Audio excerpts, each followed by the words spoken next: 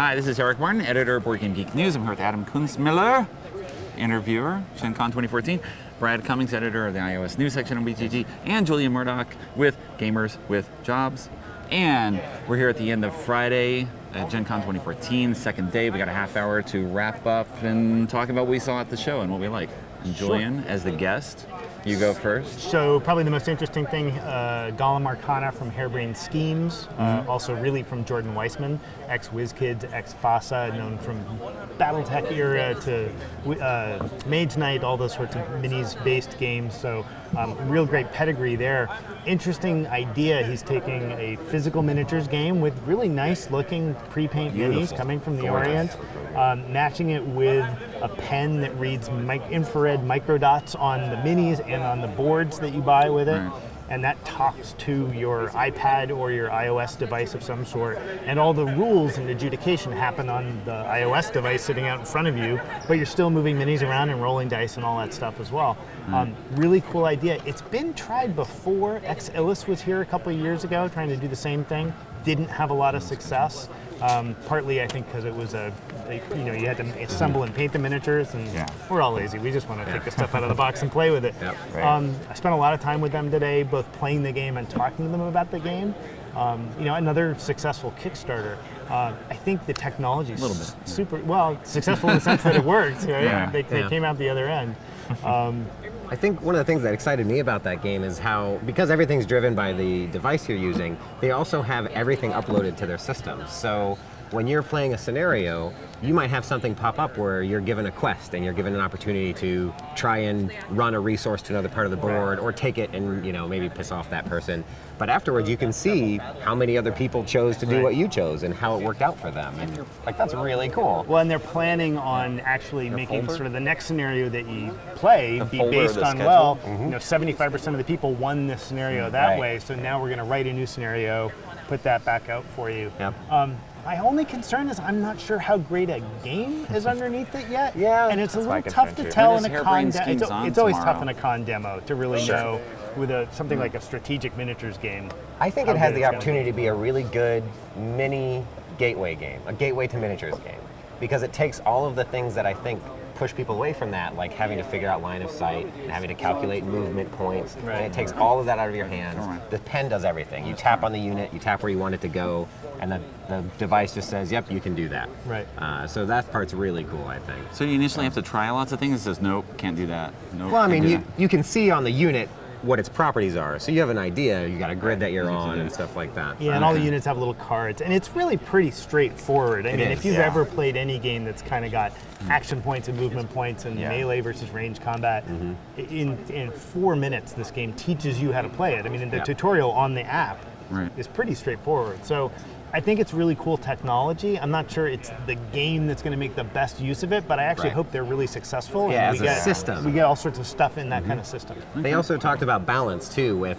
they're getting all of this data and they say they're going to data mine it and they say they're going to push out updates to balance it and stuff like that. So if they're finding, holy crap, this unit is always winning, they can push an update and the next time you tap to use it, suddenly it's maybe a little different.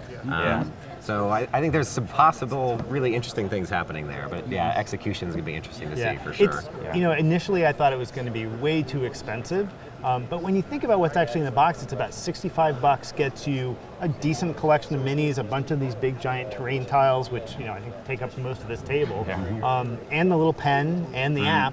$65 for a minis game these days. So it's only expensive. It's not insane. Exactly. I mean, but these days, like if it's 2 figures, it almost seems like a deal in a minis game. So what else? Anything else? So that was sort of the most interesting thing on that end of the spectrum. There's been a bunch of games. Again, I apologize. You guys Tasty Minstrel Games. Thank you, Tasty Minstrel Games. You guys were just on right before. And they have a bunch of these $5 games. I think most of those were probably also Kickstartered as well. They're just selling them in little cardboard sleeves. I played all 4 of them that they're selling for $5. All 4 of them I thought were great. There's the coin flipping one. You played that one before, right? Coin Age? Is that A what Coin it Age, is? yeah, Yeah, which yeah. is, I think, super really simple. great. You know the game. story behind that one? I think that's really cool too. No. The designer of that last year had that as a business card and was handing it to people. It was just like, here's a game. You can play it with the pocket change that you Right. have. And the Tasty Mitchell guys were like, this game's kind of awesome. We want to print it. And so now it's their game. I thought Right. that was really clever. I mean, it's a little silly that they even put it in a box, but they're nice components and a bunch of different cards for different maps. And they have another one about making stew, which is really fantastic. Burgoo. Which was a Magic game when it was self-published initially. Exactly. So I think that's a great trend. I love seeing people go down the spectrum on production value a little bit, the way Kill Dr. Lucky used to be back Sure. in the day, because I think there's a real role for that. And honestly, we've seen so many games spending so much money on production values, with huge minis runs and everything else, and a lot of them have left me a little flat gameplay wise. It's nice seeing some games where the focus is entirely on the game. yeah, definitely. Anything else? Anything you saw that were? I mean, today there were some really big digital announcements. Mayfair let us know that they're working on Steam, Martin Wallace says Steam for iOS and Android. Well, actually, he said mobile. He's not exactly sure what platform. So let me not overstep my Mobile. bounds a little bit. But the other one is Fantasy Flight announced. I'm sorry, just Battlelore. Battlelore. Thank you guys. Yeah, Battlelore for iPad, and so that'll be really cool. I feel, And Android.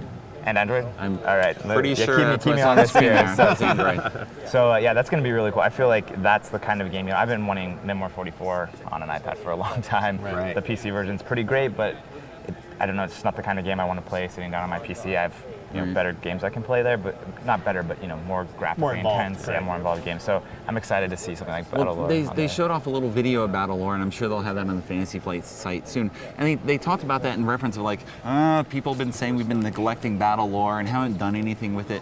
And at the same time, they've been doing all this in the background, and I believe the plan is to have Battlelore out in about 2 months. Okay. Wow. And cool. so October-ish.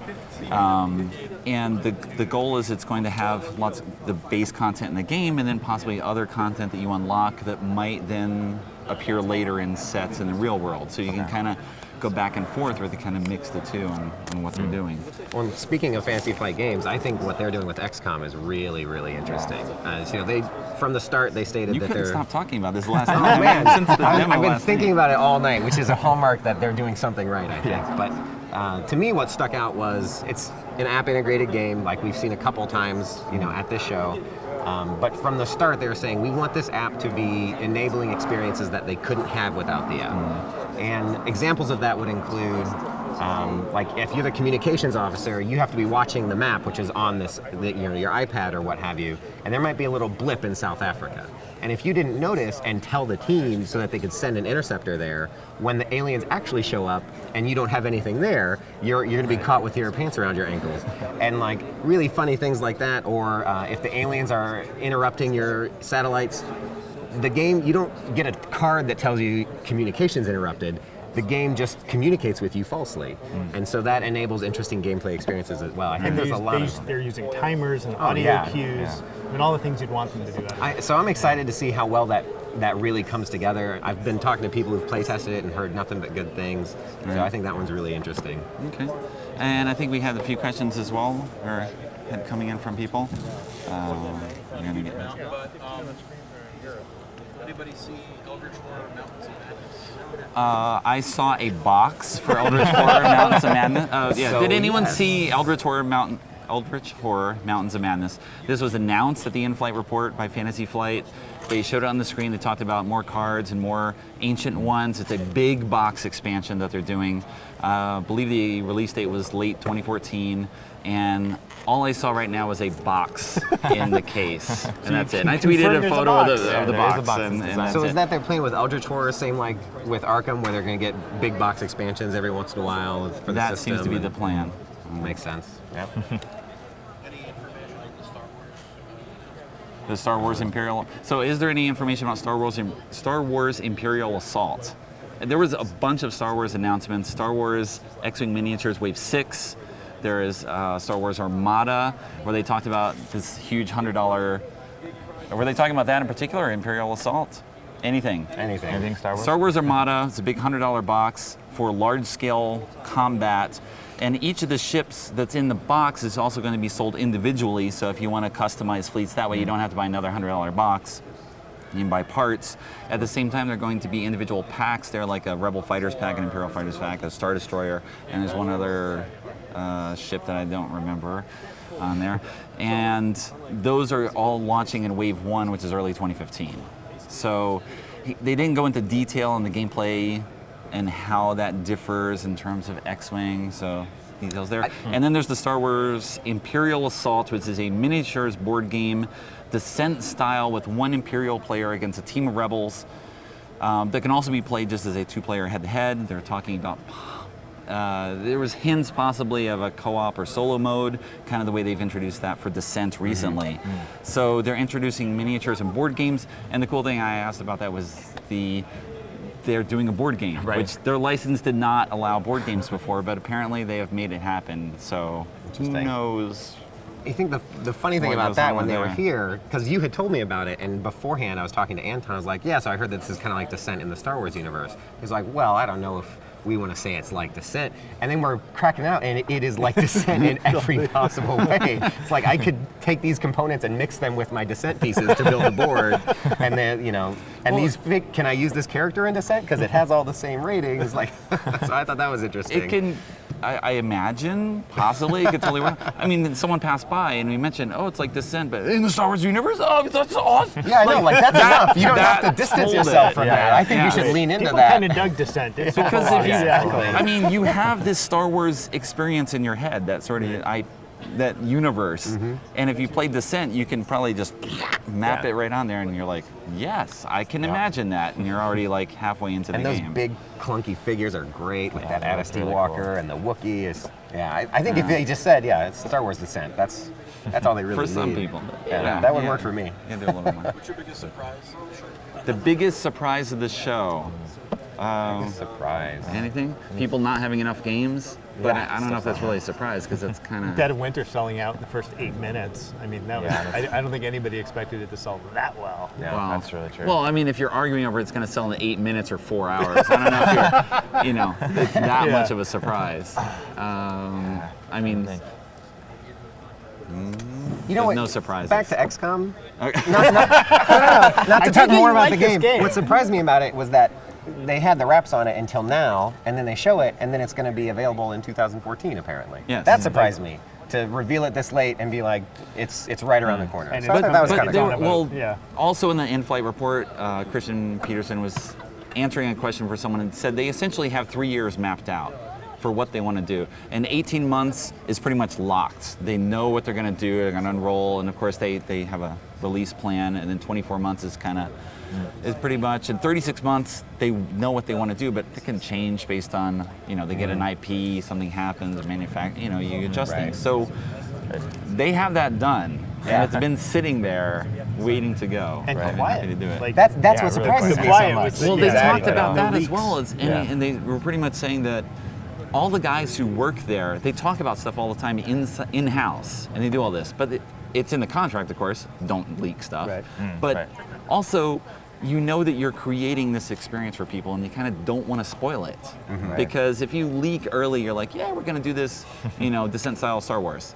Right. So that could have come out 6 months ago, a year ago, Right. and people would have built this all up. But then when they're actually presented with something, it's not quite the same, or what they meant, or this and that. Right. So Don't have any hype built up, really. yeah, so you also want to present things in the right way to people, so you set expectations for what's going on. I guess all the people in house are like, we understand that's what we want to do, work together and create this experience for I think people. it's actually almost a counter Kickstarter strategy. I mean, part of the Kickstarter problem is that you kickstart something before it's really started development, and then Yes. it's a year before you actually get it. You've sort of lost your whole hype cycle because you spent the hype cycle getting the Kickstarter off Right. the ground. Yes. And so I think we're seeing this more and more from the major publishers that aren't using Kickstarter, is that they're waiting until they're really ready to start marketing before they're talking about their games at all. Well, which is what Yellow tried to do with King of New York, Yeah. where they're saying like, we're going to keep things secret and then announce it at the show and, Right. and show it here. I here mean, it we is. knew it was a revamp of King of Tokyo. It's by Richard Garfield. It's got some different, it's got a military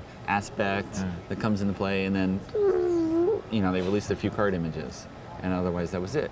That was enough for many people.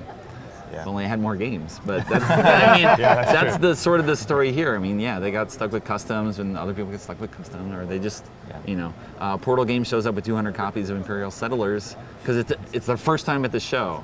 And you don't want to be like, yeah, we're gonna bring in, you know, 1,000 copies. And then you're paying a lot of UPS to get home. Yeah, you have no idea. So sometimes you They get were stuck. sold out the first day, right? Did anybody check out The Witcher I did Adventure? not play it. I watched it played and talked to them for a few minutes about it. It struck me, you know, I'm a big fan of the video game series. Struck me as carrying a lot of good theme, and that's a hugely, I mean, the environment and the storyline behind that game is what that game is. It struck me as a long, involved adventure game that you're sitting down to play with a bunch of people who are really going to get into their characters. Not something that's really easy to demo on a con floor in 20 minutes. But it looks gorgeous, and it looks like it's really captured the theme well. Which, of course, is always the problem of cons. Is you're like, hey, let's evaluate this 2-hour game in 3 or 10-minute 4 demo. hours. Or I got 5 hours of sleep last night. Let's play. So. Well, and that one's going to be coming to iPad pretty soon, which is pretty cool. The Witcher is too? Yeah, The Witcher. So it's like a board game version of a video game that's coming back to a video game. So it's going to be fun. Okay. You have the hobby list. Oh, sure. Yeah. So the top 3 today, I guess, were number 3 was Boss Monster, I believe. Number 2, sorry, I forgot it. Is that the one that Since you we've been said sitting sold here. out really fast? No, King- no, that was It's actually that was sorry. What is it? Dead King of of Winter. Tokyo? King of New York. King of New King of York New was York. number 2, and the number 1 is Heroes Wanted, right? Which is really surprising that moved up. So, Boss Monster. I don't know if you guys have checked that out Yeah, yet. I played it a bunch last night. Oh, okay. Yeah. I've heard mixed things about the game, but I mean, in terms of marketing, that box art and that box style, like the little expansion looks the like packaging a classic speaks Game Boy. directly Yeah. to your inner child. Yeah, Like it's fantastic. Yeah. And the game is, you know, it fills a nice sort of filler niche. You know, plays in 20 or 30 minutes. It's really intuitive and easy to teach. It's not a game I'm going to play every week, but for sitting around with a bunch of friends while you're waiting for the 5th guy to show up to play Lords of Waterdeep or something that you were planning on playing that's a little deeper, it's great, and it captures the theme really well. It's got a lot of good screw your neighbor in it. So Have it's you a lot guys of fun. had a chance to play Heroes Wanted? So that has personality just in spades, because you have a modular system for creating a hero where you have the top half and the bottom half, and they come from cards. So you can have like, you know, the beef cup and like stuff like that. And there's also an advanced variant where each player gets an unfortunate attribute. Like one of them was creepy.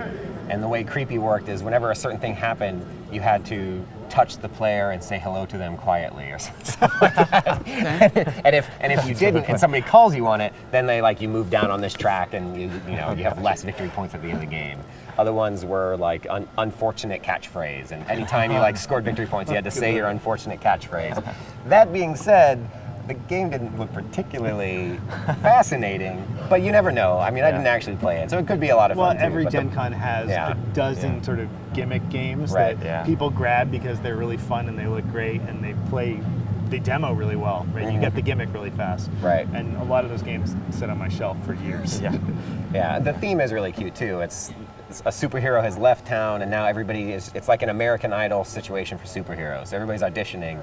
And so the villain is guilty of jaywalking and littering. That's like the scenario they showed. And so there's this old board about how he's jaywalking and you're picking up his litter and stuff, and hopefully they'll pick you because you ridded the city of this evil doer. But One more question. Can Adam summarize what's going to be on the RPG blog tomorrow? I can. I might have to From the refer top to of my your head. phone here. So I know one thing was we were originally going to be previewing the D&D 5th edition and Tyranny of Dragons. They just canceled on me earlier today because the person wasn't available. They wanted to reschedule. I don't know, I guess they think we have a lot of available time because they're just like, well, we'll do 11. I'm like, no, you won't. Not with us anyways.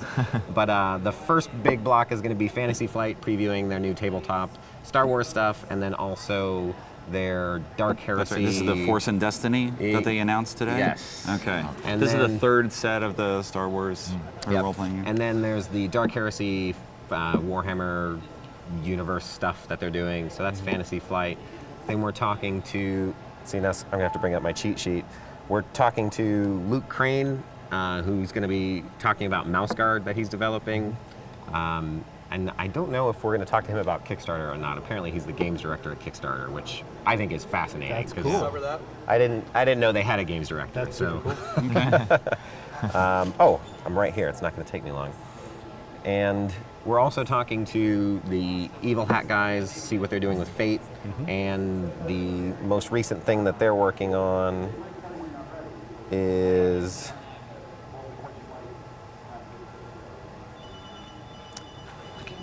Atomic Robo RPG. Yes, they're selling that here. I Yes. saw them actually doing Kickstarter deliveries to folks, I think. Oh, excellent. I'm going to have to stop by because I'm able to get that from them. They also have a Kickstarter that's a book about like the history of RPG design called Designer and Dragons. Four volumes, I think. Yeah. And So Shannon they Appleklein's seem saying, and super excited about that. Yeah. the Kickstarter, like, Yeah. it is rocketing. We're out there. also talking to Pelgrain about the new things that are coming out with 13th Age Oh, cool. and Paizo's newest. Attention Gen Con exhibitors. The exhibit hall will be closing in That may be 15 our minutes. As a reminder, please ensure that you get your booth I assume we gotta get out of uniforms for 2015 into Exhibitor HQ tomorrow. And in case it got clobbered by the announcement, the last one was a Pathfinder update for all their new Pathfinder stuff. Cool. Okay. Yep. All right. So that's it. No more questions. We're out of here for the night. It's time to get dinner. Relax. Definitely. Take off your shoes. Change your socks. Get a little fresh. Please change your socks. Please change your socks. Not on camera Oh, though. God, the smell. Oh, the humanity. Yes. Thanks for the off-camera voices here mocking us. And that's it for day 2. We got 2 more days. We have a schedule on the front page of BGG. You can go on there and click on the Gen Con 2014 schedule and see who's going to be on the schedule tomorrow. And I've been posting updates on twitter.com/boardgamegeek. And I should be able to post the news something about the Asmodee Playmania event where they showed lots of stuff for the future. Yeah. And So, the I just gotta finish D&D party thing was tonight too, right? I think. Yes. That was I on think- you, right? I think. Well, maybe I'll go. Okay. Maybe I'll show up at a random time and just ask if they're ready for me. All right. And that's how we end. Thanks, guys. Night. Good night.